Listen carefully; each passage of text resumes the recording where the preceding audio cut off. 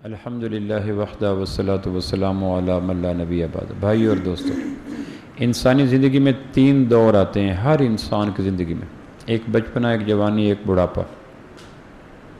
ہمارے کوئی دنیا کا خطہ ایسا نہیں ہے جہاں بچے نہ ہوں، جوان نہ ہوں، بوڑھے نہ ہوں۔ کوئی آدمی اپنے طاقت پہ، علم پہ، بیلنس ڈائٹ پہ، ورزش پہ، متوازن غذا پہ، حفظان صحت کے اصولوں کی بنیاد پر بچپن کو لڑکپن میں جانے سے روک نہیں سکتا، اور کوئی آدمی اپنے جتنی بھی فرض کر لے جوانی کو بڑھاپے میں آنے سے روک نہیں سکتا۔ یہ 3 دور جس پہ گزرتے ہیں اس سے نہیں پوچھا جاتا۔ بچپن آہستہ آہستہ جوانی میں چلا جاتا ہے، اور جوانی آہستہ آہستہ جھریوں میں، کپ کپاہٹ میں، لرزش میں چلی جاتی ہے۔ یہ انسانی زندگی کے 3 دور ہیں جو لمبی عمر والوں پہ لازم آتے ہیں۔ عرب، عجم، مسلم، کافر، کالے گورے، امیر غریب، محلات، کٹیا نشین، ان سب کے اوپر 3 دور آتے ہیں۔ پھر قرآن مجید کی سورہ حدید میں آتا ہے ان 3 دوروں کے 3 ذوق ہیں، ہر دور کا ایک ذوق ہے۔ اعلموا انما الحیات الدنیا لعب و لہو۔ بچپنا کھیل کود میں لگا رہتا ہے، بچہ بادشاہوں کا ہو، بچہ خانہ بدوشوں کا ہو، اس کو اپنے اپنے کھیل ہوتے ہیں۔ امام شافعی رحمہ اللہ بچپن میں عالم بن گئے۔ ایک دفعہ پڑھا رہے تھے بڑی عمر کے لوگوں کو، پڑھاتے پڑھاتے چڑا اور چڑیا لڑتے لڑتے گتھم ہو کر کتابوں پہ آ گئے، تو انہوں نے سر امامہ پہنتے تھے، سر سے امامہ اتارا اور اوپر ڈال کے کھیلنے لگ گئے۔ تو بڑی عمر کے شاگردوں نے کہا یہ کیا؟ اس نے کہا بچہ بچہ ہوتا ہے چاہے نبی کا کیوں نہ ہو۔ تو جو قرآن نے کہا لعب و لہو، دنیا کا کوئی بچہ نہیں ہے جو کھیل کود سے محبت نہ کرتا الا ماشاءاللہ۔ اگر آپ کے محلے میں 10,000 بچے ہیں تو 10,000 بچوں کے لاشعور میں بچپنے میں کھیل کود کا شوق ہو۔ کھیل کود الگ الگ ہوتے ہیں، غریبوں کے الگ ہیں، امیروں کے الگ ہیں، دیہاتیوں کے الگ ہیں، صحراؤں کے الگ ہیں، لیکن کھیل کود سے محبت کرتا ہے۔ ہمیں زور لگا کہ ان کو کھیل کود سے سکول میں، کھیل کود سے کھانے میں، دھوپ، بھوک، تھکن، بیماری، شدت، تلخی، ترچی، انہیں کسی چیز سے پرواہ نہیں ہوتی، کھیل ہی کھیل لگے رہتے ہیں۔ پھر دوسرا دور جو ہوتا ہے وہ جوانی کا ہوتا ہے۔ جب دوسرے دور میں داخل ہوتے ہیں تو پہلے ذوق سے نفرت ہو جاتی ہے۔ کسی کو 20 سال کے ہو گئے، اب آپ کو بلوریاں دیں، اخروٹ دیں، غبارے دیں، پتنگ دیں، کھیل کی چیزیں دیں، بچوں سے کہو گڑیاں دیں، آپ کو پلاسٹک کی کاریں دیں، اور کہ شرم آتی ہے۔ تو کل انہی چیزوں پہ تو لڑتے تھے۔ تو جب دور بدلتا ہے تو ذوق بدل جاتا ہے۔ جوانی میں کیا ہوتا ہے؟ زیب و زینہ، یہ قرآن کی بلاغت ہے۔ جوان کسی علاقے کو، عورت و مرد ہو، کپڑوں کے روپ میں، لباس کے روپ میں، جویلری کے روپ میں، مکان کے روپ میں، سواری کے روپ میں، موبائل کے روپ میں، کارپٹ کے روپ میں، آرائشات کے روپ میں، زیب و زینت میں لگا رہتا ہے۔ دنیا کا کوئی جوان زیب و زینت سے باہر نہیں آ سکتا الا ماشاءاللہ۔ دور دراز علاقہ تھا، بند کے اندر، پانیوں کے بیچ میں، میں وہاں بیان کرنے کے لیے گیا، تو جس گھر میں میرا انہوں نے قیام رکھا، وہ گھر کے اوپر میں نے دیکھا تھا وہ جو گارے سے لیپ اپ ہوتی کرتے ہیں خواتین، اس میں ڈیزائن بنے ہوئے تھے۔ میں نے کہا اس دور کے، اس غربت کے علاقے میں بھی زیب و زینت کا لحاظ رکھ لیا گیا، ڈیزائن بنا دیے، چڑیاں بنا دی، پنجے لگا دیے، تو جتنا کچھ وہ محدود وسائل میں زیب و زینت کا اہتمام کر سکتے تھے کر لیا۔ خانہ بدوشوں کے جھونپڑی میں چلے جائیں، انہوں نے بھی اپنے طور پر کوئی گلدستے رکھے ہوں گے، کوئی چیزیں رکھی ہوں گی، سنبھالتے ہوں گے۔ تو دنیا کا کوئی انسان جوانی میں زیب و زینت سے بچ نہیں سکتا۔ زیب و زینت کے اپنے اپنے معیار ہیں، پیمانے، لیکن لگا رہتا ہے، شوق ہوتی ہے، نمائش ہو، زیب ہو، عورتوں میں، مردوں میں۔ پھر تیسرا دور بڑھاپے کا آ جاتا ہے۔ اب بڑھاپے میں جوانی کی طرح کو بابا نئے کپڑے پہنو، نئے جوتے پہنو، نئے موبائل لے لو، نئے کار لے لو، تو جب بڑھاپے میں ان چیزوں کا شوق ہی نہیں ہوتا، حالانکہ چند سال پہلے تھا۔ اسی کو بابا مہربانی کرو، پرسوں عید آ رہی ہے، کوئی جوتا بدلو، کپڑا، بڑا خیر ہے، خیر ہے، خیر ہے۔ حالانکہ 4 دن پہلے اس نے زیب و زینت کے تمام چیزیں اس کی بھری پڑی، اب کیوں نہیں؟ تو قرآن کہتا ہے تیسرے فیز کا ذوق بھی نیا ہے، تکاثر فی الاموال والاولاد۔ تیسرے دور میں آ کر بچوں کی پڑ جاتی ہے، بچوں کا گھر بن جائے، بچوں کا جاب آ جائے، بچوں کا روزگار بن جائے، بچیوں کی اولاد ہو جائے، پھر تیسرے دور میں اپنا ذات پس منظر پہ چلی جاتی ہے۔ دیہاتی بچوں کے لیے جیتے ہیں، شہری بچوں۔ میں نے ایک میرے پاس مزدور کام کر رہا تھا، رات گئے تک اوور ٹائم لگا رہا تھا، میں دیکھ رہا تھا اس کی جسم میں دردیں ہیں، تھکن ہے، تگاری نہیں اٹھائی جا رہی، سیمنٹ نہیں بنایا جا رہا، انگ ٹوٹ رہا ہے۔ میں نے پوچھا کیوں کرتے ہو؟ اس نے کہا جی بچوں کے لیے۔ مجھے اندازہ ہوا قرآن کی صداقت پر تکاثرن فی الاموال والاولاد، بڑھاپے میں پھر اولاد کی طرف چلا جاتا ہے. خیر کوئی بچوں کا بن جائے، میرا خیر ہے تم لباس، تم جوتے خرید لو، تم کپڑے خرید لو. جب بوڑھے ماں باپ جب جاتے ہیں بازاروں میں تو پھر وہ اپنی چیز کے لیے نہیں خریدتے، میری اینک میرے، وہ بچوں کے لے رہے ہوتے ہیں. تو یہ 3 دور ہیں. جب ایک دور میں اس ذوق سے ہٹاؤ تو مرنے پہ آ جاتے ہیں. مائیں اگر بچوں کے لیے کھلونے نہ لائیں، بلوریاں نہ لائیں، پتنگ نہ لائیں، اخروٹ نہ لائیں، کھیلنے کے سامان نہ لائیں، تو بچے عملاً ماؤں کے بالوں کو پکڑ کے کھینچنا شروع کر دیں گے. اور مائیں درد کی شدت میں روئیں گی بھی، لیکن انگلیاں آہستہ آہستہ کھولیں گی تاکہ درد نہ ہو اس ظالم کو. بالکل آہستہ آہستہ انگلیاں کھولیں گی، یعنی اس کے بالکل بالوں کے اندر انگلیاں پیوست ہو چکی ہیں، لیکن اس کی انگلی کھولنے کا احساس کیسے ہوتا ہے؟ میں نے دیکھا بلی اپنے بچوں کو شفٹ کرتی ہے نا، تو پنجوں سے تو نہیں اٹھاتی، منہ سے اٹھاتی ہے. دانت ہوتے ہیں لیکن اس اتنا پولائٹلی سلپری محبت سے اٹھاتی ہے کہ دانت اس کے نرم و نازک کھال کے اندر پیوست نہ ہو جائے. 10 فٹ کی گیٹ سے چھلانگ لگانی ہے اس نے بچے اٹھا کر دوسرے گھر میں جانے ہیں. تو بچہ کیسے پکڑو؟ یا گردن سے پکڑا ہوا ہے یا اس کے کمر سے پکڑا ہوا ہے، لیکن پکڑنے میں مامتا کا لحاظ وہاں بھی موجود ہے. مجال ہے وہ اوپر نیچے بیٹھ، مرغی کے نیچے بچے جب بیٹھتے ہیں تو آہستہ آہستہ اپنے پروں کو نرم کرتی جائے گی، پھیلاتی جائے گی تاکہ پروں کی شدت بھی بچوں کو نقصان نہ دے. بچوں کے جب 21 دن پورے ہو جاتے ہیں انڈے میں، تو مرغی ٹھوکر مارنے سے پہلے انڈے کے اوپر چونچ پھیرتی ہے. یہ اس کا الٹرا ساؤنڈ کر رہی ہوتی ہے کہ بچے کا منہ کدھر ہے، پیٹھ کدھر ہے. اس نے ٹھوکر ہمیشہ پیٹھ کی طرف مارنی ہوتی ہے تاکہ انڈے کے ٹکڑے کا تیز دھار ٹکڑا بچے کی آنکھ کو نقصان نہ دے. تو مامتا کا لحاظ یہاں سے شروع ہو جاتا ہے. تو بچے جب بچپن میں کھلونے نہیں لائے تو کھانا نہیں کھاتے،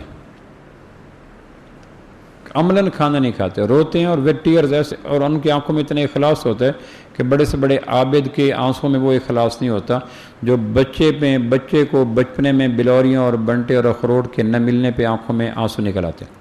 ٹپ ٹپ بیستے ہیں ایسے تیزی کے ساتھ، رواں دواں چمکدار. پھر وہ ماں سے بولنا چاہیے. یہ کیوں؟ جس دور میں ہوتا ہے اسی دور کو حرف آخر سمجھتا ہے، لیکن جب اگلے دور میں داخل ہوتا ہے تو نہ دور روک سکتا ہے نہ ذوق روک سکتا ہے. یہ دولت بھی لے لو، یہ شہرت بھی لے لو، بھلے چھین لو مجھ سے میری جوانی، وہ جو نغمہ سے بنا ہوا ہے، لیکن اس کے ان باتوں کے کہنے سے بچپنا کب آتا ہے؟ مگر مجھ کو لوٹا دو بچپن کا سامان، وہ کاغذ کی کشتی، وہ بارش کا پانی. جوانی میں یہ تمنائیں ہوتی ہیں، لیکن جوانی کی تمناؤں کی وجہ سے نہ بچپنا لوٹتا ہے نہ بچپنے کے ذوق لوٹتے ہیں. آدم نے کہا تھا کون کہتا ہے کہ عمر رفتہ لوٹتی نہیں، جا میں کدے سے میری جوانی اٹھا کے لا. ساری جوانی تو میری شراب خانے میں گم ہو گئی تھی، جاؤ شراب. تو کون شراب خانے میں جوانی کون آتی ہے؟ کسی اور شعر کا شعر ہے، جوانی ہے، بلکہ اقبال ہی ہے، جوانی ہے تو ذوق دید بھی، لطف تمنا بھی. یہ ساری رنائیاں، رنگینیاں، بہاریں، خواہشیں، تمنائیں، آرزویں، جذبات، ساری جوانی کی برکت ہیں. جوانی ہے تو ذوق دید بھی، لطف تمنا بھی. ہمارے گھر کی آبادی قیام مہمان تک ہے. جب تک جسم کے مکان میں جوانی نامی مہمان رہتا ہے ساری آرزوؤں کے پھول کھلے رہتے ہیں، اور جب یہ مہمان چلا گیا تو پھر کوئی نہیں. جھوٹ ہے سب، کیا؟ تاریخ ہمیشہ اپنے کو دہراتی ہے. یہ فکر ہمارے ہاں کامن ہے نا، تاریخ دہرا رہی ہے. وہ کہتے ہیں یہ فکر غلط ہے، جھوٹ ہے سب. کیا؟ کون سا جھوٹ ہے؟ تاریخ ہمیشہ اپنے کو دہراتی ہے. یہ کیسے جھوٹ ہے؟ اچھا میرا خواب جوانی تھوڑا سا دہرائے تو اگر تاریخ اپنے آپ کو دہرا رہی اسے کہو میری جوانی تو لے آئے. تو نہ ہم دور کو روک سکتے ہیں نہ دور کے ذوق کو روک سکتے ہیں. جوانی میں ہزار سمجھاؤ کہ پیسوں کی سیونگ کرو، چیزوں کو بچایا کرو، فیشن ڈیزائن میچنگ کے چکر میں نہ پڑو، لوہے کی گاڑی پہ 50 لاکھ لگانے کا کیا فائدہ، بے جان دیواروں پہ پتھر، ٹائلیں، چپس، فانوس کا کیا فائدہ، نت نئے بدلتے تو کوئی بھی کان پہ جوں رینگتی نہیں. لیکن جو ہی جوانی ڈھلی، بڑھاپا آیا تب اس کو کوئی یہ چیزیں لو. اب بیٹے زبردستی کر رہے ہیں، اب میں لے لیا کرو، کچھ کھا لو، کچھ شوق ہی ختم ہو جاتے ہیں. اب یہ ہوتا ہے کہ بیٹوں کے مکان بن جائیں، بیٹوں کا کاروبار بن جائے، بیٹوں کے یہ بن جائے، تو پھر تکاثر فی الاموال والاولاد. تو اللہ کہتے ہیں ایمان والو یہ بتاؤ کہ اسی دور پہ رک جاؤ گے یا اگلا دور بھی آ رہا ہے؟ اس سے ایک اگلا دور بھی تو آ رہا ہے نا، جاءت سکرۃ الموت بالحق ذالک ما کنت منہ تحید. ایک اور ذوق بھی آ رہا ہے. جس طرح بچپن نہیں ٹھہر سکا، جوانی نہیں ٹھہر سکی، بڑھاپا نہیں ٹھہر سکا، اگلا دور موت کا بھی آ رہا ہے. ऐनमा तकूनु युदरिकुमुल मौत वलो कुंतुम फी बुरूजिम मुशय्यदा। लोहे के कलम में चले जाओ। जिस तरह बचपने को जब नहीं रोक सके, शौखियों को नहीं रोक सके, फिर जवानी की ज़ेबाइयों को नहीं रोक सके, बुढ़ापे की संजीदगियों को नहीं रोक सके, यकीन जानो मौत की दस्तक के बाद तुम्हें अपने रूह का पट खोलना पड़ेगा और रूह को हवाले करना पड़ेगा। 170 हिजरी को हारून रशीद बादशाह बना, 22 साल की उम्र थी। 23 साल बादशाह रहा, बनो अब्बास का बादशाह। 45 साल जब उरूज पे पहुंचा तो 193 हिजरी में फौत हो गया। 193 हिजरी फौत होने से पहले पेट में ज़ख्म हो गया, उसके ऊपर रेशम की पट्टी बांधता था, छुपा के रखता था। 192 हिजरी के आखिर पे एक लंबे सफ़र पे, लड़ाइयों का सफ़र था, जाने लगा तो एक अपने ख़ास हमदम महरम राज को बुलाया और उसको महल में लेके अपना कमीज़ उठाया, पट्टी उठाई, अंदर गहरा ज़ख्म था। कहने कि शायद मैं बच न सकूँ वापसी तक। मेरा बेटा अमीन और मेरे बेटा मामून मेरी मौत के बड़े तमन्नाई हैं। हारून का बेटा था अमीन रशीद, हारून का बेटा था मामून रशीद। कहने कि इन दोनों की ख्वाहिश है कि कब ज़ख्म फटे और मैं मरूँ। हालांकि 3 बर्र आज़म हुकूमत थी। फिर इसने बुलाया अपने बेटे अमीन को, कहा बेटा मेरे चल चलाओ का वक्त है। मेरा 170 हिजरी ख़त्म हो गया, 193 हिजरी आ गया, मेरा तख्त नशीन से खाक नशी होने का वक्त आ गया। इसलिए अपनी कब्र खुदवाई। कब्र गहरी करो, चौड़ी करो, लंबी करो, तवील करो, नरम करो, बुलंद करो। जिस तरह मैं और आप बैठकर मकानात का बनाते हैं, इसमें ये करो, ये होता नहीं, मकान बन रहा होता है तो मालिक के मकान किस तरह हिदायत दे रहा होता है मेमार को, मज़दूरों को। तो हारून रशीद 193 हिजरी में मरने से पहले हिदायत दे रहा था, यार कब्र को थोड़ा खुला कर दो, लंबा कर दो, चौड़ा कर दो, ऊंचा कर दो, गहरा कर दो। इधर सामने महल नज़र आ रहा था, इधर काली कब्र खोदी जा रही थी। फिर कब्र के अंदर लेटा और फिर अचानक चीख मारी, मर गया। कहने के क्या हुआ? कहने के चौथे दौर को सोचा ही नहीं था। बच्चे से पूछो तुम्हें कभी जवानी की संजीदगियों का ख्याल आया? 2 साल का बच्चा, 3 साल का बच्चा उंगली पकड़ के खेलता हुआ, दूध पीता हुआ खिलौने में, उसको कभी ख्याल दस्तक देते नहीं कि जवानी आएगी, जिम्मेदारियाँ आएंगी, दुकान होगा, किताबें होंगी, फैक्ट्रियाँ होंगी, मुरब्बे होंगे, बैल होंगे, हल चलाना पड़ेगा। तो जिस तरह बचपने की शौकियों में जवानियों की संजीदगी का अंदाज़ा नहीं कर सकता। आप इसे जवान बैठे उनसे कहो 80 साल का बाबा, हाथ में छड़ी, कांपते हुए हाथ, गिरे हुए दांत, माथे पे झुर्रियाँ, मोटी मोटी ऐनकें, कभी इसका ख्याल किया? जब सुबह कदे आदम आईने के सामने खड़े होकर बाल बनाते हैं, पफ बनाते हैं, आंखें बनाते हैं, सब कुछ। तो जवानों को भी बुढ़ापे का ख्याल कभी नहीं आता। तो बूढ़ों से कहो कभी मौत का ख्याल आया? तो जिस दौर में होता है अगले दौर को सोच नहीं सकता। तो हारून रशीद ऐन जवानी के अयाम में 193 हिजरी में बेटे अमीन को बुलाया कि लो बेटा, अपनी तख्त नशीनी हुई थी 170 को, अब खाक नशीनी हो रही है 193 को, अब तेरी तख्त नशीनी हो रही है 193 को, और तेरी खाक नशीनी पता नहीं कब होगी। लिहाजा जब कब्र से निकला कहने के है चौथा दौर आ गया। बहुत कम लोग हैं जो जिस दौर में हूँ अगले दौर की तलखियों को सोचें, बहुत कम लोग होते हैं। वरना वही दौर, वही ज़ौक़, वही तरबियत, वही चाहते हैं, वही जज्बे, वही ख्वाहिश, अगले दौर का सोचते ही नहीं। बच्चे को 1000 समझाओ नहीं सोचेगा, जवानों को 1000 समझाओ नहीं सोचेगा, बूढ़े को 1000 समझाओ मौत है बाबा बस करो, बेटियों को ऐसा दो, खिराज वो पैसे नहीं। तो इकबाल ने नज़म लिखी इस हारून और अमीन के उस इंतकाल इक़्तिदार की कैफियत को नज़म में लिखा। जब 193 हिजरी में एक तख्त नशी हो रहा था, खाक नशी हो रहा था, एक तख्त नशी हो रहा था, अमीन तख्त नशीन हो रहा था, हारून खाक नशीन हो रहा था। उस वक्त जो बाप बेटे के जज्बात थे, इकबाल ने 4 मिसरों में लिखा, हारून ने कहा वक्त रहील अपने पिसर से। हारून मौत के वक्त अपने बेटे से कह रहा था, जाएगा कभी तू भी इसी राह गुजर से।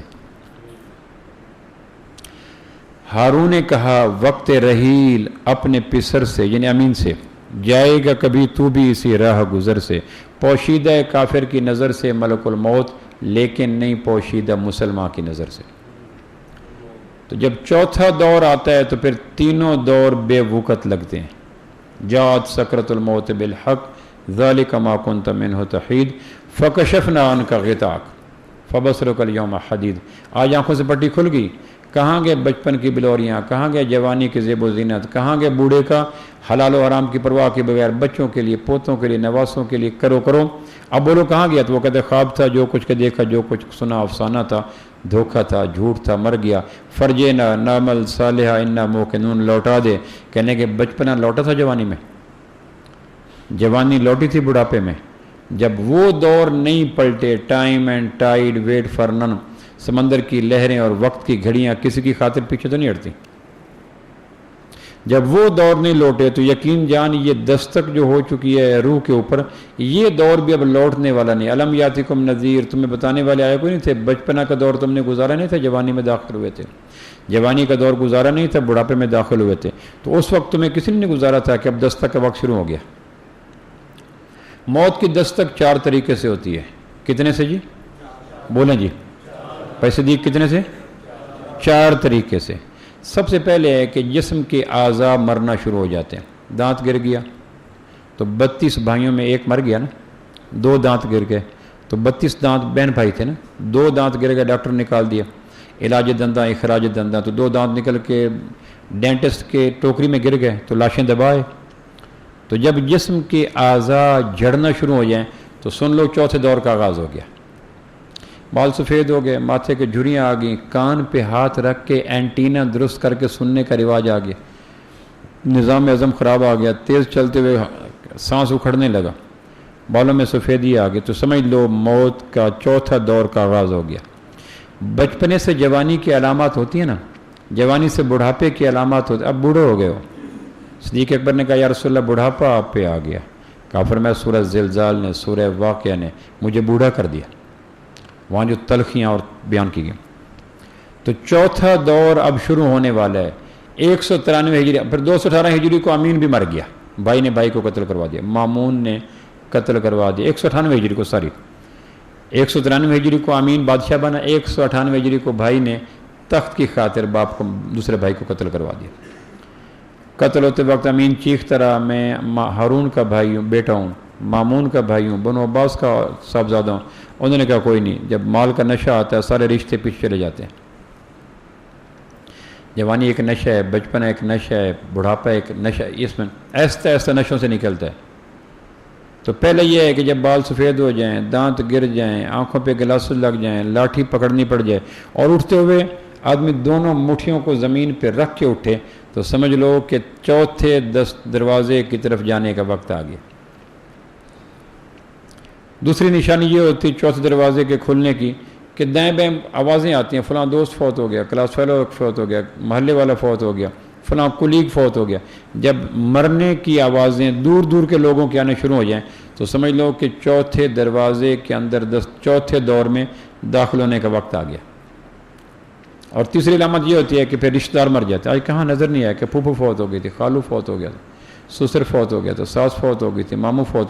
تو پھر تیسری دستک یہ ہوتی ہے کہ دور کے رشتوں سے قریب کے رشتے مرنا شروع ہو جاتے ہیں۔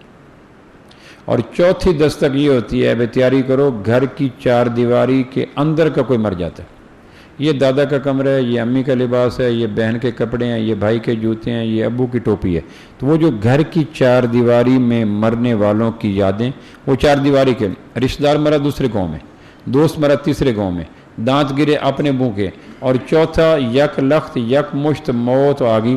اب یہ موبائل کس کا پکڑ، نمبر کس، اب ابو کا نہیں تھا کہ ابو فوت ہو گیا، نمبر کس کے پاس آ گیا، میرے پاس، ایسا ہوتا نہیں۔ یہ جوتے کس کے پہنے، ویسٹ کوٹ کس کے پہنے ہوئے، کپڑے، تو وہ مرنے والے کے ساتھ اس کی ایسیسریز دفن تو نہیں کر دیتے، لاٹھی بیر ہوتی ہے، جوتے بیر رہ جاتے ہیں، جولری بیر رہ جاتی ہے، کپڑے بیر رہ جاتے ہیں، ویسٹ کوٹ 2 پیس 3 پیس بیر رہ جاتے ہیں۔ پھر یہ کون پہنتے ہیں، تو کہا میں اور آپ پہنتے ہیں۔ تو یہ چوتھی دستک ہے۔ تو جب اعضاء میں ٹوٹ پھوٹ شروع ہو جائے، دوست مرنے کی اطلاع آنا شروع ہو جائے، دور کے رشتہ داروں کی موت کی خبریں ملیں، اور پھر گھر کی 4 دیواری کے اندر کوئی نہ کوئی مر جائے، تو پھر جلدی تیاری کرو، اب چوتھے دور میں داخلہ شروع۔ آپ سوچیں، آپ بتائیں آپ میں سے کتنے ہیں جس کے جسم کے اعضاء میں ٹوٹ پھوٹ شروع ہوگی؟ اللہ کا شکر ہے بردر کی برکت سے ہر ایک میں ٹوٹ پھوٹ شروع۔ بردر زندہ نہیں ہلتا تو اس کو مرے ہوئے کو کھانے والے میں طاقت کہاں ہوگی؟ آپ نے دیکھا یہ درویش جہاں پڑا رہتا ہے۔ میں عشاء کی نماز پہ آیا تو درویش مسجد کے دروازے پہ پڑا تھا، کوئی پھینک گیا۔ فجر پہ آیا تو حرام ہے، زندہ درویش نے انچ بھی فاصلہ طے کیا۔ میں نے کہا جو زندہ نہیں ہلتا، مرنے کے بعد جس کے پیٹ میں جائے گا مدنی صاحب، اس کو کب ہلائے گا؟ تو برائلر نسل 20 سال کے اندر بوڑھی ہو جاتی ہے، برائلر نسل۔ پھر کتنے آپ میں سے ایسے ہوں گے، کلاس فیلو مرا، دوست مرا، محلے والا مرا، تعلق والا مرا، کولیگ مرا، وہ بھی آپ کے سامنے نقشے ہوں گے، میرے آپ کے سامنے، میرے ساتھ ہیں۔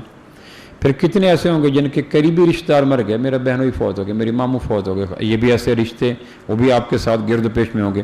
اور چوتھے ایسے بھی ہوں گے جو گھر کی چار دیواری کے اندر اماں کے جوتے پڑے ہیں، اماں کے کپڑے پڑے ہیں، اماں کا پرنا پڑا ہے، ابو کی لاٹھی پڑی ہے، بہن کی اینک پڑی، وہ بھی ایسے پڑے ہوں گے۔ گلی گلی میری یاد بچھی ہے، پیارے رستہ دیکھ کے چل۔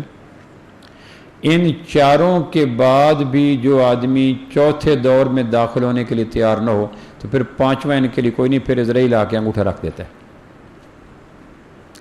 تو جس طرح تین دور میں نہیں ٹھہر سکے اور تین دور کے ذوق کو اگلے ذوق دور میں جا کے ندامت ہوئی، جوانی میں بچپنے کے کھلونے اور بڑھاپے میں جوانی کی شوخیاں، تو ان پہ ندامت ہوتی ہے، افسوس ہوتا ہے، دکھ ہوتا ہے۔ کعبہ کے رب کی قسم، مرنے کے بعد ان تینوں دور پہ اتنی ندامت ہوگی، یوم یعوذ الظالم علی یدیہ یقول یا لیتنی اتخذت مع الرسول سبیلا یا ویلتی لیتنی لم اتخذ فلانا خلیلا لقد اضلنی عن الذکر بعد اذ جاءنی۔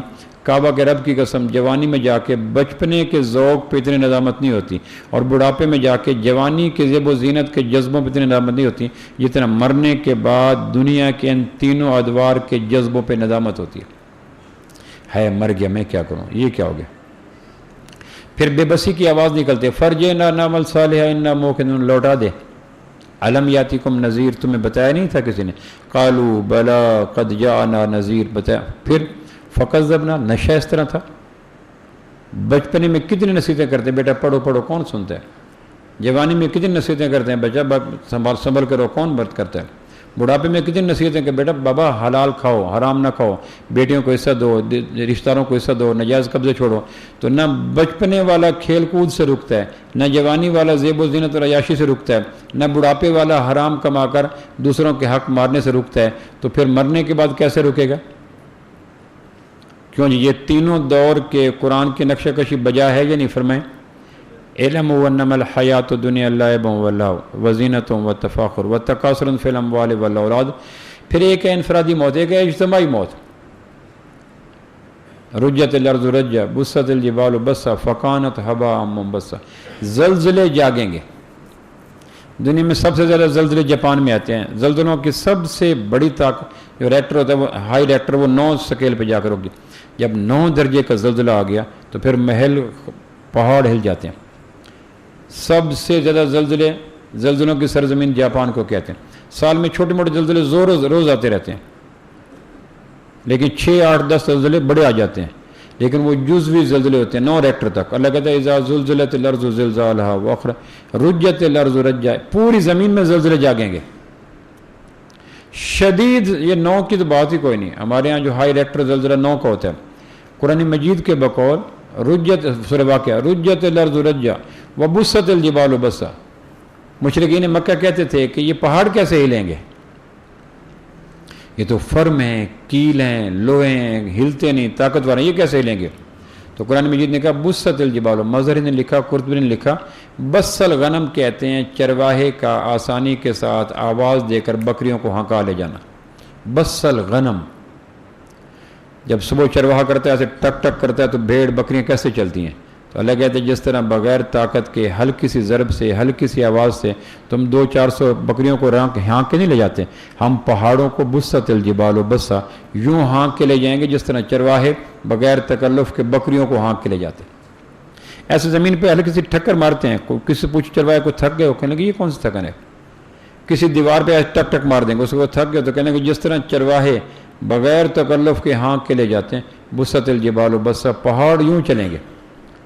فکانت ہباء منبثا، اور پہاڑ کیسے ہو جائیں گے؟ آپ نے کبھی دیکھو سردی کے موسم میں یا گرمی کے موسم میں آپ کمرے میں سوئے ہوئے ہیں، کمرے کی کسی کھڑکی میں سوراخ، اس میں سے سورج کی کرن اندر آئی، ایسا منظر نظر آ جاتا ہے، سورج کی کرن اندر آئی، اور سورج کی کرن میں باریک باریک ذرے ہوتے ہیں، گھوم رہے ہوتے ہیں، ویسے نظر نہیں آتے ود نیکڈ آئی، خالی آنکھ سے سورج کی کرن کے اندر سے نظر آنے والے ذرے نظر نہیں آتے، اتنے چھوٹے ہوتے ہیں کہ آنکھ کے حساس وجود پہ پڑ جائیں تو آنکھ کو پتہ نہیں چلتا، باریک باریک پارٹیکل ویزیبل نہیں ہوتے، لیکن جب سورج کی کرن کمرے میں آتی ہے تو اس میں نظر آتے ہیں، اس کو کہتے ہیں ہبا، عربی میں ہبا کہتے ہیں۔ اللہ کہتے ہیں زلزلے یوں جاگیں گے پہاڑ ہبا ہو جائیں گے۔ اب پہاڑ ہمالیہ، ہندو کش، کوہ قراقرم، کیٹو، فلاں فلاں اور احد اور یہ کیا ہو جائیں گے؟ ہبا۔ اب ہبا کے لیے میں کیا اشارہ کروں؟ ہبا کو ذہن میں لانے کے لیے تخیل کو بھی مجتمع کرنا پڑتا ہے، وہ ہے ہبا۔ اچھا ہبا اگر 10 20 15 کروڑ اکٹھے ہو جائیں تو ممکن ہے وزن ہو جائے، وہ جو ذرے آنکھ میں پھر رہے ہیں روشنی میں، اگر ایک کا وزن نہیں ہے، 2 کا وزن نہیں ہے، 15 20 کروڑ اکٹھے کر لو پھر تول لو، تو اللہ کہتے ہیں نہیں، وہ پہاڑ ہبا منبثہ بکھرے ہوئے ذرات ہوں گے۔ فکنتم ازواجا ثلاثا، پھر تم 3 حصوں میں ہو جاؤ گے۔ جس طرح بچپنا جوانی بڑھاپا تھا نا، پھر اس طرح مرنے کے بعد چوتھے دور میں تو یہ 3 دور تو ماتھے کی آنکھوں سے دیکھ رہے ہیں، اس کو تو یہودی بھی مانتا ہے، عیسائی بھی مانتا ہے، ایتھیسٹ بھی مانتا ہے۔ چوتھے دور کو ماننا اصل ایمان ہے۔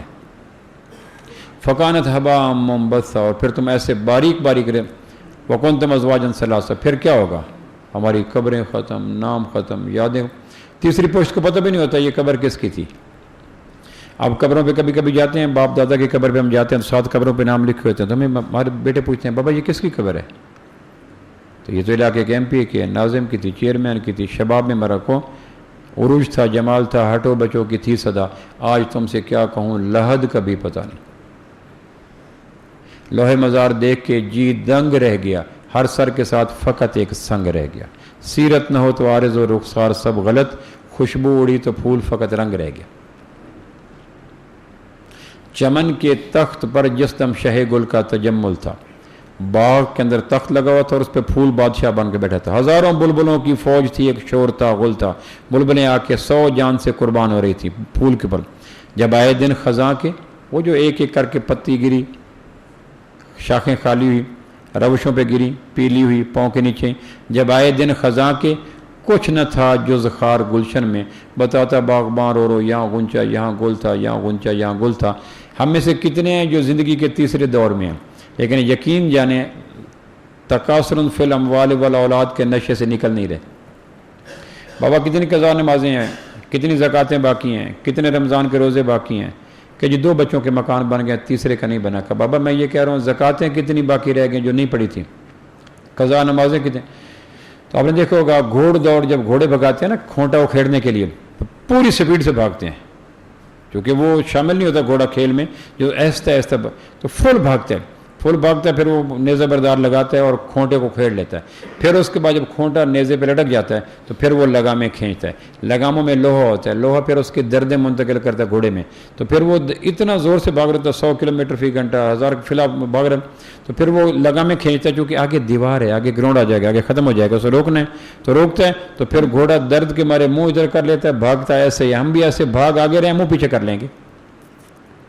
جوان زیب و زینت میں کھینچو، قرآن کی لگام میں لگ ڈالو، کھینچو تو منہ پیچھے کر لے گا، بھاگے گا آگے۔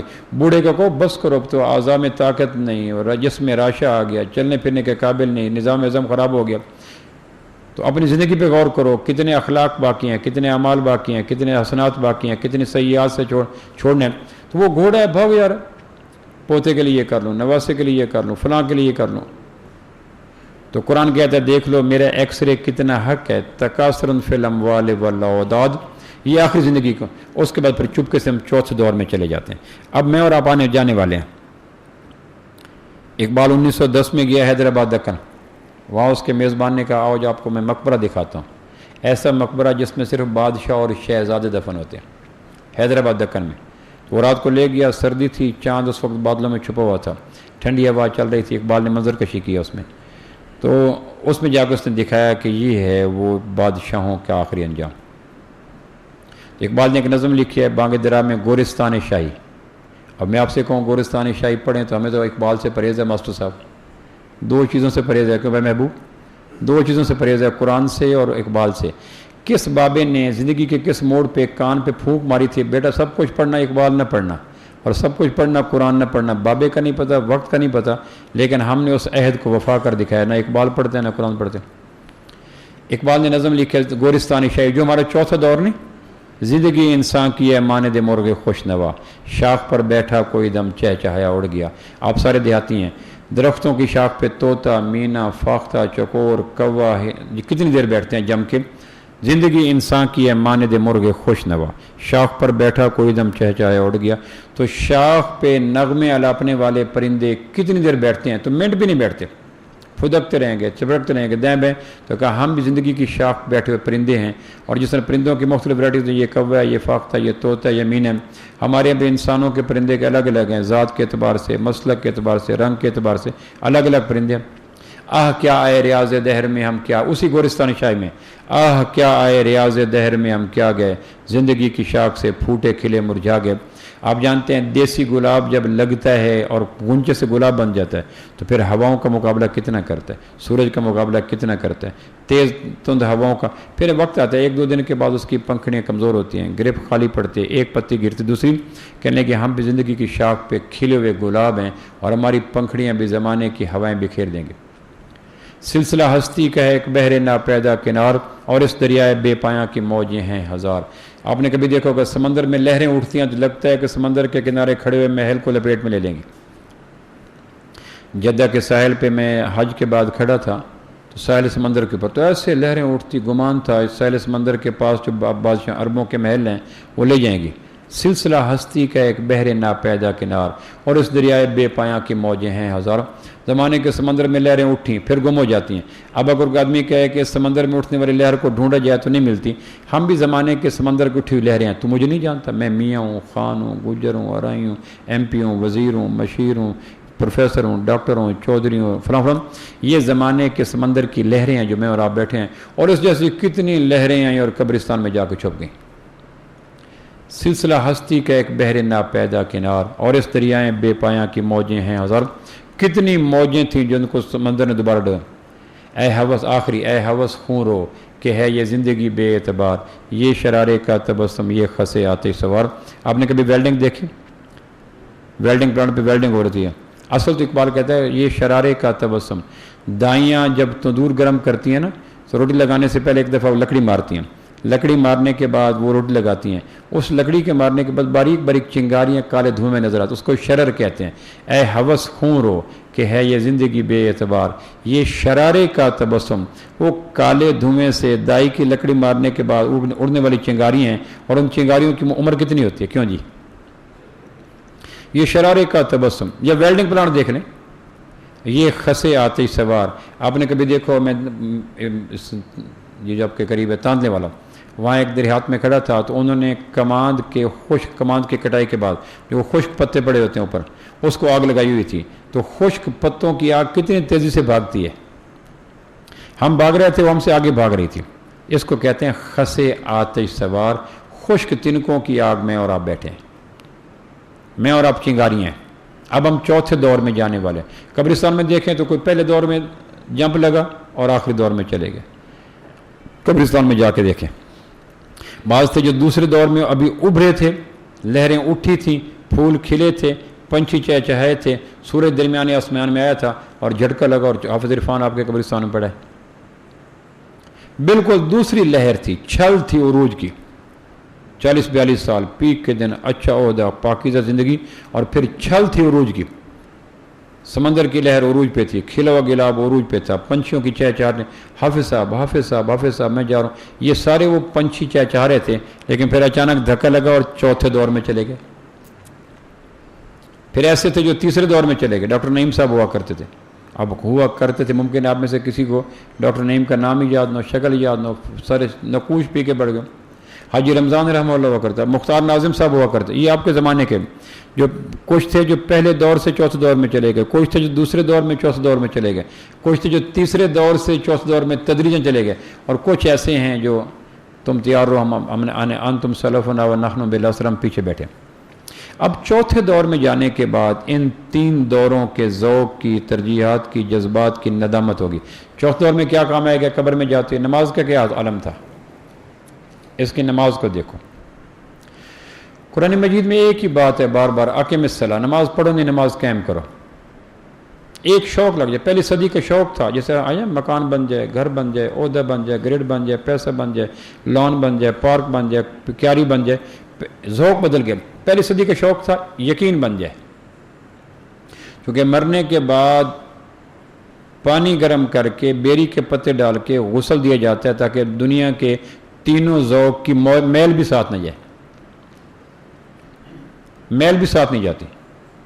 آپ نے کبھی دفن ہونے والے کو موبائل سمیت، رنگ سمیت، کنگن سمیت، پازیب سمیت، ویسٹ کوٹ سمیت، بننزا سمیت، ٹیرو کبھی دفن ہوتے نہیں دیکھو گا، سب سے پہلے یہ اتارا جاتا ہے۔ پھر بیری کے پتے ڈال کر پانی سے غسل دینا، یہ مستحب ہے نیم گرم کر، کیونکہ بیری کے پتوں سے لیکوڈ نکلتا ہے، وہ پانی صابن بنتا ہے، سرف بن جاتا ہے، پھر اس کو غسل دو، تاکہ 3 ادوار کے بعد جا رہا ہے، 2 دوروں کے بعد جا رہا ہے، یا پہلے دور کے بعد جا رہا ہے، میل بھی لے کے نہیں جا سکے۔ اور یہ منظر ہمارے سامنے ہے، اسی کی دکان کا ہمارے نام انتقال ہو گیا۔ میں اکثر کہا کرتا ہوں، زمین انتقال کے بعد آدمی کی ہو جاتی ہے، آدمی انتقال کے بعد زمین کو ہو جاتا ہے، یہ کل کائنات ہے زندگی کا فلسفہ۔ 2-4 روز پہلے میں یہاں پاکستان پنجاب بھر کے سائنسدان جمع تھے زرعی یونیورسٹی میں، 80 کے لگ بھگ، میرا ایک ان میں بیان تھا، سائنسدان تھے 80 کے لگ بھگ 79، تو میرا ان میں بیان تھا۔ میں نے ایک فکرہ کہا کہ آدمی رزق حرام کھاتا ہے یا رزق حرام آدمی کو کھا جاتا ہے؟ کیوں جی آپ کیا کہتے ہیں بھائی صدیق؟ آدمی رزق حرام کو کھا جاتا ہے یا رزق حرام آدمی کو کھا جاتا ہے؟ کیوں جی؟ جواب پہلا ٹھیک ہے، دوسرا لیکن ہم عمل کس پہ کرتے ہیں مدنی صاحب؟ آدمی رزق حرام کھاتا ہے یا رزق حرام آدمی کو کھا جاتا ہے؟ آدمی کے سکون کو کھا جاتا ہے، آدمی کے ذہن کو کھا جاتا ہے، آدمی کی صحت کو کھا جاتا ہے، آدمی کی اولاد کو کھا جاتا ہے، آدمی کے جذبات کو کھا جاتا ہے، آدمی کی مروت کو کھا جاتا ہے، آدمی کی نفاست کو کھا جاتا ہے، آدمی کی نرمی کو کھا جاتا ہے، آدمی کی غیرت کو کھا جاتا ہے، اور کئی گنا کھاتا ہے بے شور، بیماری کے روپ میں، اسپتالوں کے روپ میں، مقدموں کے روپ میں، فضول خرچی کے روپ میں، ناجائز پریشانیوں کے روپ میں کئی گنا کھاتا ہے۔ رزق حرام کی کئی قسمیں ہیں، ناجائز منافع رزق حرام میں ہے، بیٹی کا حصہ نہ دینا رزق حرام میں ہے۔ ہم سمجھتے ہیں رشوت صرف پولیس ایک محکمہ ہے جو رزق حرام کھاتی ہے، ہم تو نیٹ اینڈ کلین ہے، ہر محکمے کے اندر رزق حرام رزق حلال ہر محکمے کے ساتھ ہے۔ تو چوتھے دور میں جانے کے بعد 3 دور کی کوئی چیز ساتھ نہیں ہے۔ جوانی میں بچپنے کی کھیل کود کو نہیں سنبھال کے رکھتا، اور بڑھاپے میں جوانی کے زیب و زینت کو کوئی سنبھال کے نہیں رکھتا۔ مرنے کے بعد ان 3 دور کی کوئی چیز قبر میں ساتھ نہیں جاتی۔ سب سے پہلی چیز پوچھ جاتی ہے من ربک یسألہ من فی السماوات والارض، کس سے مانگتا تھا، ڈرتا کس سے تھا، مانگتا کس سے تھا، امیدیں کس سے رکھتا تھا؟ یا ایھا الناس ضرب مثل فاستمعوا لہ ان الذین تدعون من دون اللہ لن یخلقوا ذبابا، اے لوگو میرے علاوہ جن سے ڈرتے ہو، وہ انبیاء، شہداء، صلحاء ہو، وہ مظاہر فطرت، سورج، چاند، ستارے ہوں، وہ بے جان بوتوں۔ پوجا 3 قسم کے لوگوں کو جاتا ہے، یا صالحین کو پوجا جاتا ہے، یا پتھر، سورج، چاند، ستاروں کو پوجا جاتا ہے، یا لکڑی کے بنائے ہوئے بتوں کو پوجا جاتا ہے۔ یہ سارے مل کر ایک مکھی نہیں بنا سکتے۔ پہلا سوال مرنے کے بعد یہ ہوگا یقین کس پہ تھا؟ حرام کمانے والے، حسد کمانے والے، دھوکہ دینے والے، جھوٹ بولنے والے، ناجائز منافع لینے والے، ان کے دل میں اللہ کی ذات کا یقین نہیں ہوتا۔ اگر یقین ہو تو یہ کام نہ ہو، اور اگر یہ کام ہو تو یقین نہ ہو۔ وَفِي السَّمَاءِ رِزْقُكُمْ وَمَا تُوعَدُونَ، رزق تو آسمانوں میں ہے، زمین پہ رزق بھیجا جاتا ہے، زمین پہ رزق پیدا نہیں ہوتا۔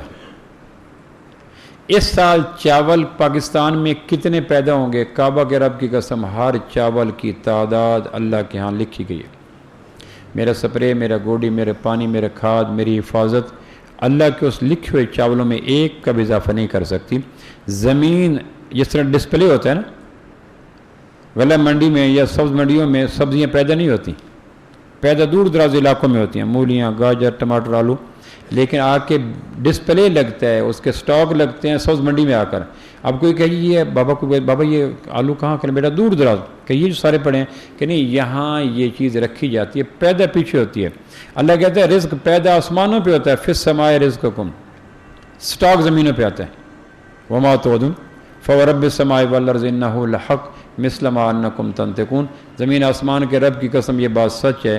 حسد نہ کرو، دھوکہ نہ دو، جھوٹ نہ بولو، ملاوٹ نہ کرو، اپنوں کا حق نہ مارو۔ رزق آسمان، حضرت علی کا یہ قول کتنا شاندار ہے، آب زرق لکھنے کے قابل ہے۔ لوگوں آسمان پہ منظور ہوتا ہے، زمین پہ ظہور ہوتا ہے، اور وہ ضرور ہوتا ہے۔ یہ نہیں ہو سکتا کہ پانی کی ٹینکی چھت کی خالی اور سونے کی ٹوٹیوں کی برکت سے پانی آ جائے، اس بات کو تو میں اور آپ جانتے ہیں۔ چوتھی منزل پہ جو پانی کی ٹینکی پڑی ہے، اگر وہ خالی ہو چکی ہے تو نیچے امام کعبہ درود تنجیہ نہ پڑھ کے بھی ٹوٹی کھولے تو پانی نہیں آئے گا، ایک قطرہ بھی نہیں آئے گا۔ نظام ہے کہ ٹینکی خالی ہے، ٹوٹی میں کیسی ہے، اس طرح میری آپ کی رزق کی ٹینکی آسمانوں پہ ہیں، زمین پہ نہیں ہے۔ دھوکے سے بات نہ کرو، یہ کیسے ممکن ہے کہ میں جانتے ہوئے دھوکہ دے رہا ہوں کسی کو اور پھر آسمان کا خالق میرے لیے خیروں کے فیصلے کرے؟ تم میں سے تربوز کب نکلتے ہیں؟ تمباکو سے پہ موتیا کب لگتا ہے؟ زہر سے شہد کب آتا ہے؟ بھیڑ کے چھتے سے بیری کا شہد کب نکلتا ہے؟ یہ کیسے ممکن ہے کہ لوگوں کو دھوکے کے ساتھ چیز دیں اور پھر پروردگار آپ کے لیے صحت دے، اولاد میں فرمانبرداری دے، آپ کے گھر میں سکون دے؟ ایسا تو زمین نہیں کرتی، آسمان کا خالق کیسے کرے؟ آپ زمزم دیں تمے کے پانی کو تو زمزم کی برکت سے تمہ تربوز بن جائے گا؟ بولیں جی 114 سورتیں پڑھ کے پھونک مار دیں آپ اس کے اوپر بھیڑ کے چھتے پہ تو اس سے بیری کا شہد نکل آئے گا؟ تو جب چھتے مزاج نہیں بدلتے، زمین مزاج نہیں بدلتی، تو یہ کیسے ممکن ہے کہ ہم دھوکہ دیں خالق خدا کو اور آسمان کا خالق ہمارے گھر میں سکون دے، عزت دے، راحت دے، اطمینان دے، پیار دے؟ نیور، کبھی نہیں۔ دھوکے باز کے مقدر میں پریشان اولاد آتی ہے، بیمار اولاد آتی ہے، مقدمے آتے ہیں، تناؤ، اس کا حل ڈھونڈیں۔ تو یہ چوتھے دور میں ہم داخل ہونے کے لیے تیار بیٹھے ہیں۔ چوتھے دور میں یقین کام آتا ہے کہ میری ذات پہ یقین کتنا تھا۔ قرآن مجید میں آتا ہے سورہ رحمان میں یسألہ من فی السماوات والارض، اللہ کہتے ہیں زمین آسمان کی ہر مخلوق تو مجھ سے مانگتی ہے، تم بھی مجھ سے مانگو۔ مسجدیں مکفل نہیں تھی جب یقین درست تھے، چونکہ ہر آدمی کس وقت بیمار آ رہا ہے، کوئی مقروض آ رہا ہے، کوئی پریشان آ رہا ہے، تو اس نے آ کے کہاں سے مانگنا ہے کہ مسجد میں؟ تو مسجد تو تعالیٰ کب لگا؟ جب یقین کمزور پڑ گئے۔ مسجدوں کا مکفل ہونا یقین کے برباد ہونے کی سب سے بڑی نشانی ہے۔ آپ ٹیسٹ نہیں کرواتے میں اور آپ، وہ کہتے ہیں کرونا آ گیا، وہ کہتے ہیں کینسر آ گیا، کیسے ٹیسٹ بتاتے ہیں؟ مسجدوں کا مکفل ہونا یقین کے کمزور ہونے کی نشانی ہے۔ ورنہ مسجدیں عہد نبوت میں 6 اذانیں ہوتی تھیں، 1 سیکنڈ کے کروڑویں حصے کے برابر بھی مسجدیں عہد نبوت میں لاک اپ نہیں ہوتی تھی، بند نہیں ہوتی تھی، کیونکہ ہر ایک نے اپنا مسئلہ مسجد میں رکھنا ہے۔ تو مرنے کے بعد چوتھے دور میں داخل ہونے سے پہلے مسجدوں کے آباد کر کے یقینوں کو درست کریں۔ میرا اللہ یہ کیوں کہتا ہے مجھے اونگ نہیں آتی، نیند نہیں آتی، تھکن نہیں آتی، بڑھاپا نہیں آتا، پریشانی نہیں آتی، میرا باپ کوئی نہیں، بیٹا کوئی نہیں، بیوی کوئی نہیں، یہ میرے اولاد کوئی نہیں، بیٹی؟ یہ ساری باتیں اللہ اپنے ساتھ کیوں کہتا ہے؟ اس لیے کہ یہ چیزیں ہوں تو کسی کو دوسرے کو دیتے ہوئے خوف آتا ہے۔ سگا بھائی غربت کی چکی میں پس رہا ہے اور وہ جانتا ہے۔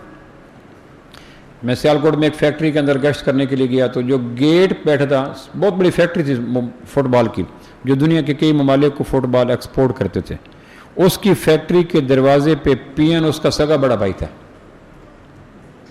سگا بڑا بھائی۔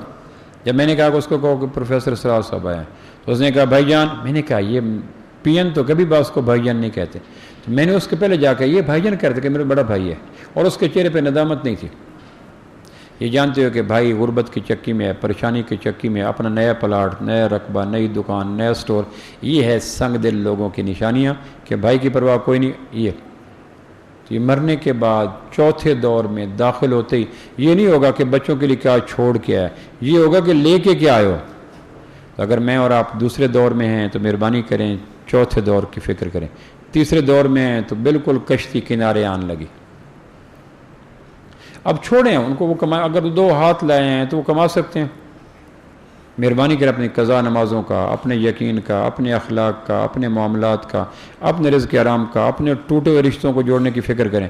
جن پہ 302 لگ جاتی ہیں، آخری ملاقاتیں ہو جاتی ہیں، تو آخری ملاقات کرنے والوں میں اس وقت کے آدمی کو دیکھیں ذرا، جس سے آخری ملاقات 3 دن کے بعد 2 دن پہلے آخری ملاقاتیں ختم ہو جاتی ہیں، تو وہ بیوی کو مل رہا ہے، بچوں کو آدھے گھنٹے کے بعد چیخ پکار کھڑے ہوتے ہیں، آئینی سلاخوں کے پیچھے سخت حالات میں ملاقات کروائی جا رہی تھی، 3 سلاخیں پڑی ہیں۔ اب اس وقت اس کی کیفیت دیکھو جس کو پتہ ہے میرے ذمہ میرا یہ تھا، یہ تھا، یہ تھا، کس طرح ایک ایک گن کے بتا رہا ہوتا ہے۔ تو تیسرے دور میں داخل ہونے والے مہربانی کریں بچے کے لیے، فلاں کے لیے، وہ کرتے رہیں گے، میرا یقین برباد ہوا پڑا ہے، میرے اخلاق برباد ہوئے پڑے ہیں، میری لڑائیاں سنگین ہوئی پڑی ہیں، میں نے وہاں جا کے اللہ پوچھے گا تو اللہ 1% بھی نہیں پوچھے گا کہ بیٹوں کے لیے فیکٹریاں، پلازے، دکان لگا کے آئے۔ 2 ہاتھ سے ایک منہ نہیں بھر سکتے، 2 ہاتھ ہے نا، قدرت نے منہ ایک دیا، ہاتھ 2 دیے، اور اگر 2 ہاتھ سے ایک منہ نہیں بھر سکتے تو تمہارے ہاتھ کی کمائی سے منہ بھرنے کے قابل کب رہیں گے؟ تو بھائیو مہربانی کریں، میں اور آپ زندگی کے 3 دور میں سے کس دور کے اندر اچانک جمپ لگے، اس کی جا کے قبرستان میں دیکھیں، ساری ٹوٹی ہوئی شاخیں قبرستان میں پڑی ہیں۔ 1 دن کا بچہ بھی پڑا ہے، 100 سال کا بوڑھا بھی پڑا ہے، تاجر بھی پڑا ہے، پہلوان بھی پڑا ہے، اور ان کی قبروں کو جا کے دیکھیں تو جھاڑو دینے والا کوئی نہیں۔ نور جہاں کی قبر پہ میں کھڑا تھا، سے دیکھنے کے لیے گیا، وہ نور جہاں جو مغلی شہزادی تھی، اور اس کی قبر وہاں لاہور میں ہے، اور اس کو چپس سے بنا ہوا ہے، چپس سے قبر بنائی ہے، اوپر شعر لکھا ہوا ہے، نور جہاں کا اپنا تھا یا کسی کا جو لکھوایا تھا اس نے، بر مزار ما غریبا نئے چراغ نئے گلے، ہم غریبوں کی قبر پہ نہ چراغ کھلتا ہے کہ بلبلیں ہیں، اور نہ ہی چراغ جلتا ہے کہ پتنگے ہیں، نہ ہی پھول کھلتے ہیں کہ بلبلیں ہیں، یہ اس نور جہاں کی قبر پہ لکھا ہے، بر مزار ما غریبا نئے چراغ نئے گلے، ہم غریبوں کی قبر پہ نہ چراغ جلتا ہے کہ تھوڑی دیر کے لیے پتنگا آ جائے، نہ پھول کھلتا ہے کہ تھوڑی دیر کے لیے بلبل آ جائے۔ میں فاتحہ پڑھنا چاہ رہا تھا تو میں نے دیکھا فاتحہ پڑھنے لاہور کے بچے اس کی چپس والی قبر کے اوپر کوئلے کا دائرہ لگا کر اس کے اوپر سگریٹ کی ڈبیوں کے پتے رکھ کر اپنے جوتے مارتے تھے کہ جو باہر چلے گئے وہ جیتے ہو جائیں گے، جو اندر رہ گئے۔ تو اب کبھی نور جان نے سوچا ہوگا کہ ایک وقت آئے گا کہ میرے قبر کا انجام یہ ہوگا۔ ہم سارے مغلیہ خاندان کے شہزادے بیٹھے ہیں، ڈچگوڑ کے قبرستان میں جا کے دیکھ لیں، یہ کتے ہیں، یہ ملنگ ہیں، تیسرا کون ہوتا ہے؟ جا کے دیکھ لیں، قبروں کی پامالی بے حرمتی، جن کے ساتھ جینے کل مرنے والے لاکھوں تھے، آج رونے والا کوئی نہیں۔ آخری دفعہ اس کی قبر پہ کب گیا؟ جس کی زندگی میں مفادات کے بیلنے میں نچوڑ کے اس کو رکھ دیا، آخری دفعہ اس کی قبر پہ کب گئے تھے؟ تو ندامت ہی ندامت ہے۔ لوگ مفادات کے اسیر ہوتے ہیں، کسی کے ساتھ کسی کو کوئی تعلق نہیں ہوتا، اپنے مفادات کا تعلق ہوتا ہے۔ یہ ماتم سرابی کتنے خود غرض ہیں قتیل، اپنے غموں پہ روتے ہیں لے کر کسی کا نام۔ تو اپنی قبر میں کوئی نہیں جاتا، خود فیس کرنا پڑتا ہے۔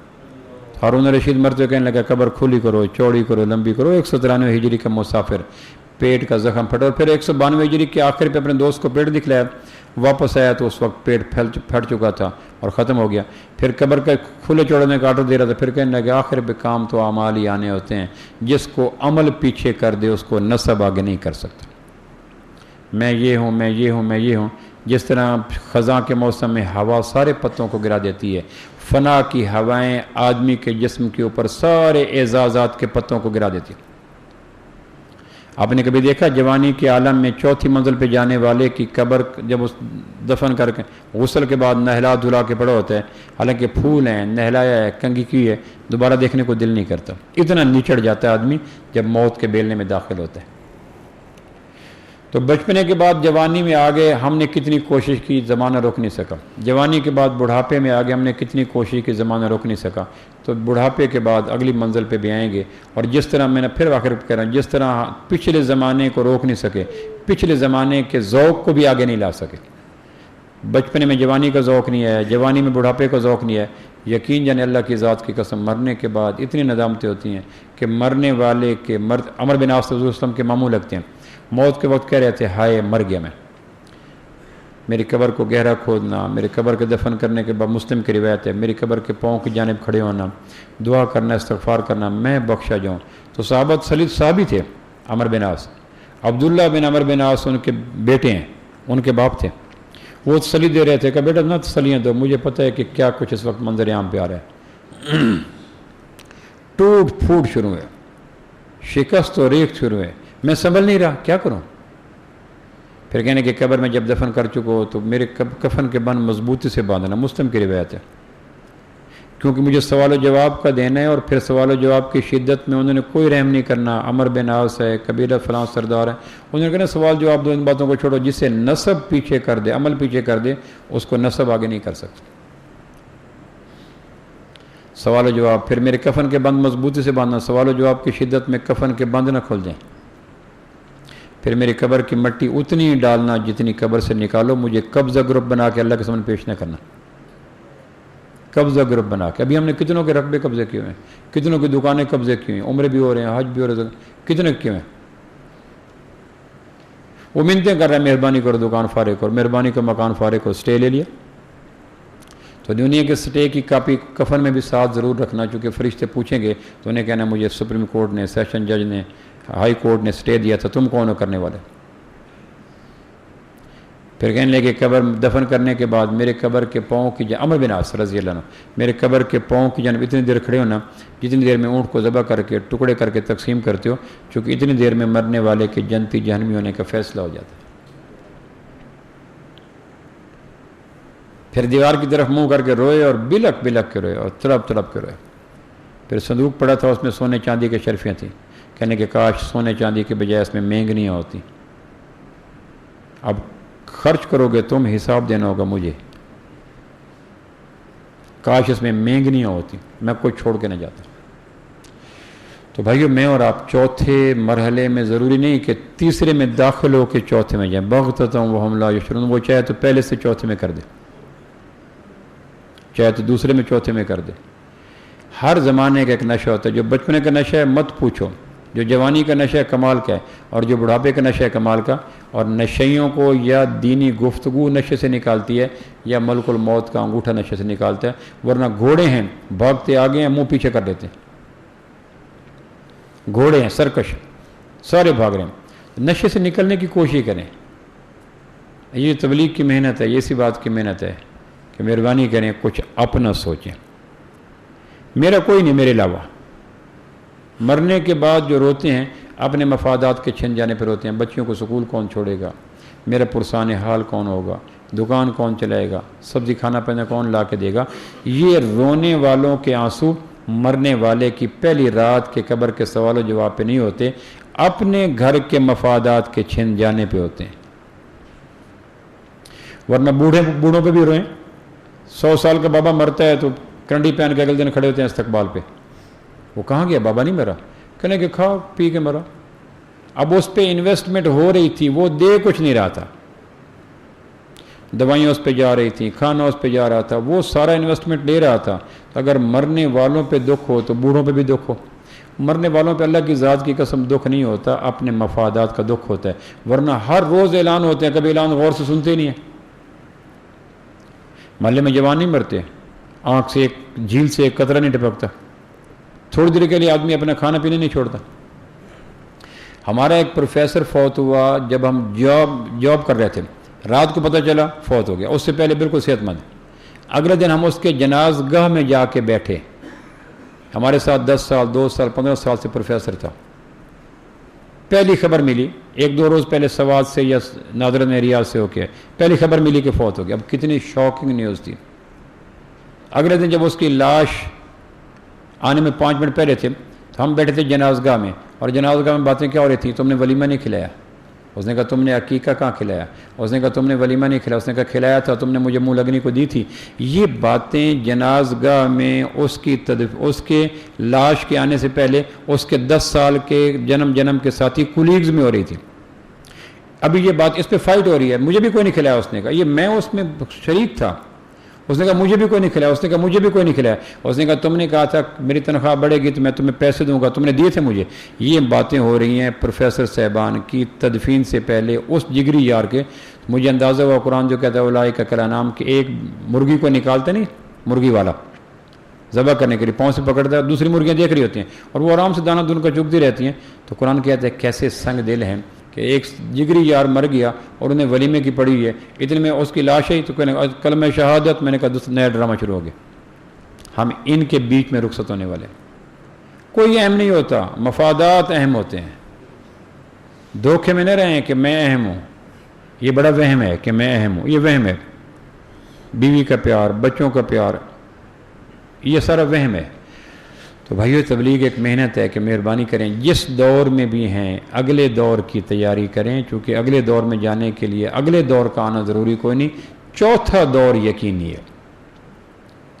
کیوں جی، کوشش کریں گے اللہ کی ذات کا یقین مضبوط کریں، 5 وقت کی نماز ٹھیک کریں، روزانہ کی بنا پہ قرآن مجید کی تلاوت کریں، اور اس کے علاوہ اپنے اخلاق اچھے کر لیں، روٹھے میں صلح کریں۔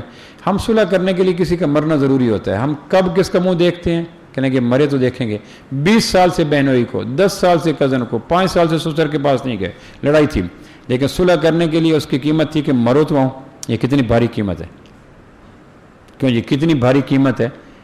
ایک دفعہ آنکھیں تو کھولو، کہنے کہ کھلی آنکھیں تھی پھر کیا کیا۔ اب مرتے ہوئے اس بھائی کو جس کو بلایا نہیں 10 سال، مرتے ہوئے آنکھیں جو ابلی نیاگرا فال بنی کرنے کے، ایک دفعہ تو آنکھیں کھولو۔ اس نے کہا بکواس نہ کرو، اتنے سال کھلی آنکھوں کے ساتھ تم نے دیکھنا گوارا نہیں کیا، اب آ کے ڈرامے کر رہے ہو کہ ایک دفعہ آنکھیں کھولو۔ کتنی دفعہ آنکھیں کھول کے تمہاری بستی سے گزرا۔ ہم صلح کرنے کے لیے کم از کم قیمت یہ ہے کہ مرو تو صحیح۔ ایسے منتقم مزاج ہیں، رشتے جوڑتے نہیں ہیں، نمازیں جاندار نہیں بناتے ہیں، قرآن کو وقت نہیں دیتے، اللہ کی ذات کا یقین نہیں کرتے۔ یہ کچھ باتیں اس لیے عرض کی جاتی ہیں کہ مذاکرہ، اور یہ ابھی آپ نے آدھا پونا گھنٹہ سنی، مثال دے رہا ہوں، واپس تشریف لے کے گھر میں اپنے کام ہیں، اپنے اخراجات ہیں، اپنی فہرست ہے، وہ جا کے پیش ہو جائے گی تو میری باتیں پھر وہ فن منسی یا بھولی بسری داستان بن جائے گی۔ تبلیغ والے کہتے ہیں کہ میکسیمم وقت لگاؤ، وقت لگانے کے بعد پھر آدمی 40 دن اسی ماحول میں رہتا ہے، 4 مہینے اس ماحول میں رہتا ہے، مسلسل یہ باتیں سنتا ہے تو پھر اندر کی میل اترتی ہے، زنگ اترتا ہے، تہیں اترتی ہیں، غفلت اترتی ہے، پھر آدمی کہتے ہیں ہاں یار میری نماز نہیں، چونکہ صحابہ کی نماز سامنے آتی ہے، میرے اخلاق نہیں، چونکہ صحابہ کے اخلاق سامنے آتے ہیں، میرے شوق آخرت نہیں، چونکہ صحابہ کے شوق آخرت سامنے آتے ہیں۔ ورنہ وہی ہوتا ہے کہ ایک مرغی کو ڈربے سے نکال کے ذبح کر دو، دوسری مرغیاں آرام سے دانے دن کا کھاتی رہیں گی، اور اس کی تازہ ترین واردات میں نے 10 دن پہلے کہ اپنے پروفیسر کے قبرستان کے اندر اور جنازگاہ کے اندر تدفین کے وقت ہونے سے پہلے 2 منٹ پہلے گفتگو میں نے سنا دی کہ وہ یہ کہہ رہا تھا مجھے اس نے کھانا نہیں کھلایا، نکاح کرنے کے ولیمے کا، میں حق کا بکا کہ اس درجے کی سنگ دلی بھی کبھی اپنے اندر تھی تو تھی نہیں، تو کیوں ہوئی؟ ہر وقت مال، پیسہ، دولت۔ اگلا بیان کب ہوگا یہ میاں؟ مجھے سب کو تو پتہ نہیں ہوگا، کوئی اور بتا دیجیے، کوئی اور بتائیے، صدیق کو بھی نہیں پتا۔ میاں صاحب کے کہنے پہ 5 تاریخ، لیکن پھر بھی آپ دیکھ لینا چونکہ میاں مجھے صبر راوی ہیں، 5 تاریخ اگلا اکتوبر نومبر کو بیان ہوگا، نومبر میں انشاءاللہ بیان 5 تاریخ کو ہوگا۔ کوشش کیا کریں اگر یہ باتوں کے مجالس میں بچوں کو لائیں گے، بھائی کو لائیں گے، کزن کو لائیں گے، ملازم کو لائیں گے، خیر ہوگی، نہیں لائیں گے تو ان کا ہاتھ گریبان تک پہنچنے سے روک کو نہیں سکے گا، وہ کہیں گے بابا آپ نے ہمارا بچپنا برباد کیا، نیندرے کے طور پر ہم بڑھاپا برباد کر رہے ہیں۔ یہ جو بچپنے میں بچوں کی دینی ماحول میں نہیں لاتے، یہی بچے پھر بڑھاپے میں جا کر گریبانوں پہ ہاتھ ڈالتے ہیں۔ ہمارے بڑے بڑے دیندار اس چیز کی فکر نہیں کرتے کہ بچوں کو سمیٹ کے دینی مجالس میں لیں۔